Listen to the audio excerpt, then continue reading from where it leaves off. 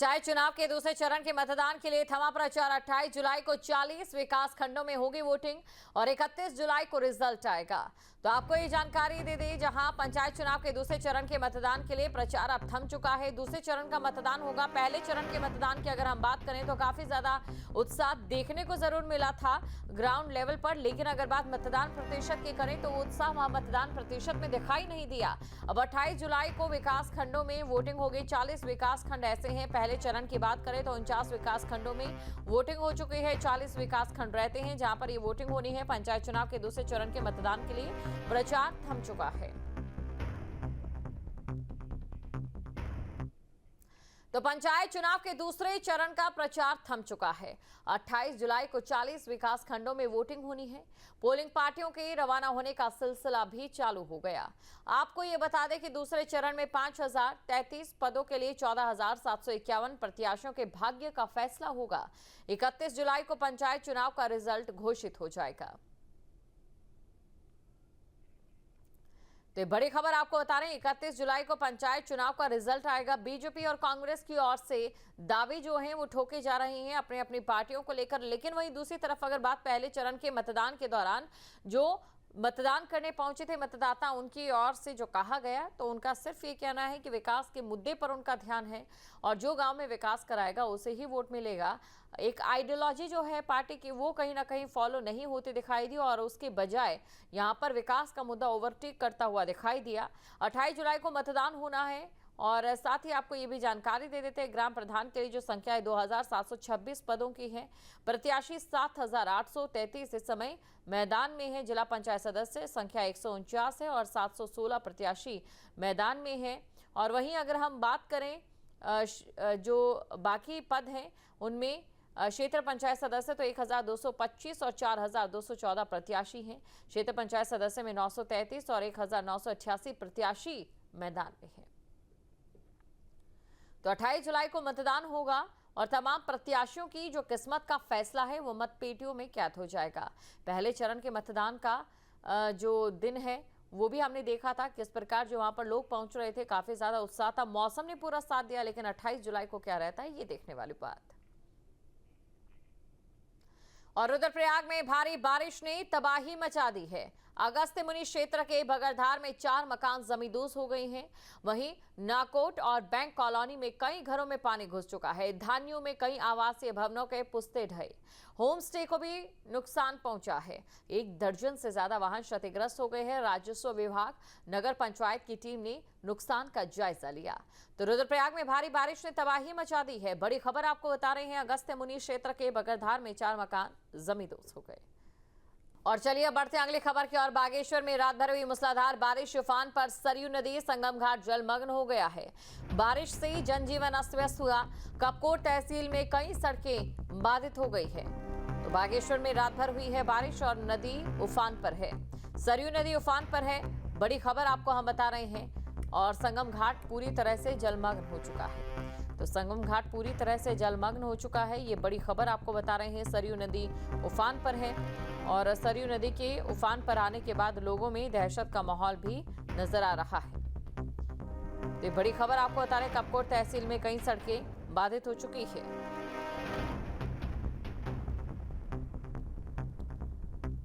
तो इस समय बात अगर उत्तराखंड की करें तो भारी बारिश का दौर जो है वो जारी है और भारी बारिश की वजह से लोगों को खासी दिक्कतों का सामना करना पड़ रहा है।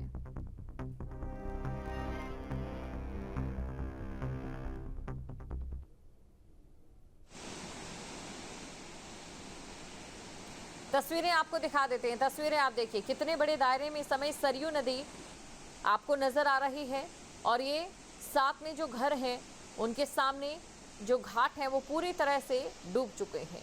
तो देखिए ये वो घाट है जहां पर खड़ी होकर आरती की जाती है, लेकिन इस समय नदी नाले इतने उफान पर है कि यहाँ पर जो हर तरफ नदी किनारे घर थे, आशियाने थे, वो जलमग्न दिखाई दे रहे हैं। तो बागेश्वर में रात भर मूसलाधार बारिश हुई है और मूसलाधार बारिश की वजह से जो तस्वीरें सामने आई हैं वो आप देख सकते हैं। और ऑपरेशन कालनेमी पर सीएम धामी का बयान, धर्म की आड़ में आस्था के साथ खिलवाड़ बर्दाश्त नहीं। ऑपरेशन कालनेमी को और सशक्त बनाएंगे। ऑपरेशन कालनेमी पर सीएम धामी का बयान सामने आया है और बयान देते हुए उन्होंने कहा कि धर्म की आड़ में आस्था के साथ खिलवाड़ बर्दाश्त नहीं किया जाएगा। ऑपरेशन कालनेमी को और सशक्त बनाएंगे, तो ऑपरेशन कालनेमी को और सशक्त बनाया जाएगा। एक ऐसा ऑपरेशन है जो देवभूमि में शुरू किया गया और इसमें 3000 से भी ज़्यादा लोगों से पूछताछ की गई है और इसके पीछे हमारा हेतु था कि जो धर्म की खोज में, अध्यात्म की खोज में पूरे देश दुनिया से लोग देवभूमि उत्तराखंड आते हैं, उनके मार्ग में अवरोधक बनना, धार्मिक भावनाओं को ठेस पहुंचाना, सनातन को ठेस पहुंचाना और अपना छद्म देश बनाकर लोगों को ठगने का काम कर रहे थे, अपनी मूल पहचान छिपा रहे थे।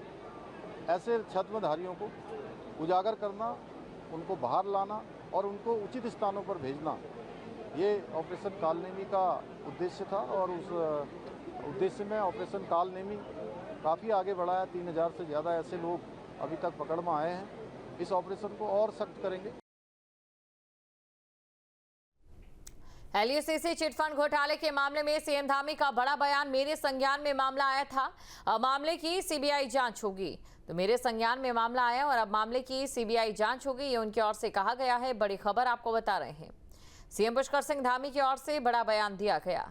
तो सीएम पुष्कर सिंह धामी की ओर से बड़ा बयान दिया गया है। उन्होंने कहा कि मेरे संज्ञान में मामला आया था, अब इस मामले की जो जांच है वो सीबीआई करेगी।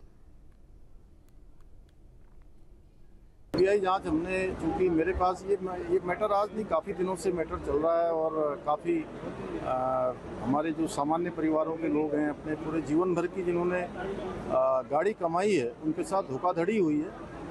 और हमने इससे पहले, आज से लगभग 2 माह पूर्व, मेरे से सभी आंदोलन करने वाले जो पीड़ित लोग थे मिलने के लिए आए थे, तभी हमने सब बात कर ली थी और हमने कहा था कि हम इसकी पूरी जांच राज्य स्तर पर करेंगे और अगर किसी इंटरपोल जैसी एजेंसी की अगर आवश्यकता होगी तो उसकी भी लेंगे। लेकिन हमारे अधिकारियों ने और सबने सारी जांच करने के बाद पुलिस विभाग ने, गृह विभाग ने एक आकलन करके मुझे रिपोर्ट भेजी कि इसमें सीबीआई की जांच की जानी चाहिए। हमने उसको सीबीआई जांच के लिए अग्रसारित कर दिया है और हमारा ये बिल्कुल स्पष्ट रूप से मानना है कि ये जांच होने के बाद जांच में निश्चित रूप से उन पीड़ितों को न्याय मिलना चाहिए, उनकी जो जमा धनराशि है उनको मिलनी चाहिए। इसके लिए हम हर संभव प्रयास करेंगे। और आगरा धर्मांतरण केस में नया खुलासा, पाकिस्तान और दुबई से जुड़े धर्मांतरण के तार। देहरादून से गिरफ्तार अब्दुल रहमान पर एक और केस दर्ज। सोशल मीडिया की आड़ में चल रहा था धर्मांतरण का खेल। तो ये बड़ी खबर आपको बता रही हैं, जानकारी आपको दे दें, जहां आगरा धर्मांतरण केस में नया खुलासा हुआ है। तो आगरा धर्मांतरण केस में नया खुलासा हुआ है, पाकिस्तान और दुबई से जुड़े धर्मांतरण के तार। देहरादून से गिरफ्तार अब्दुल रहमान पर एक और केस दर्ज। सोशल मीडिया की आड़ में चल रहा था धर्मांतरण का खेल।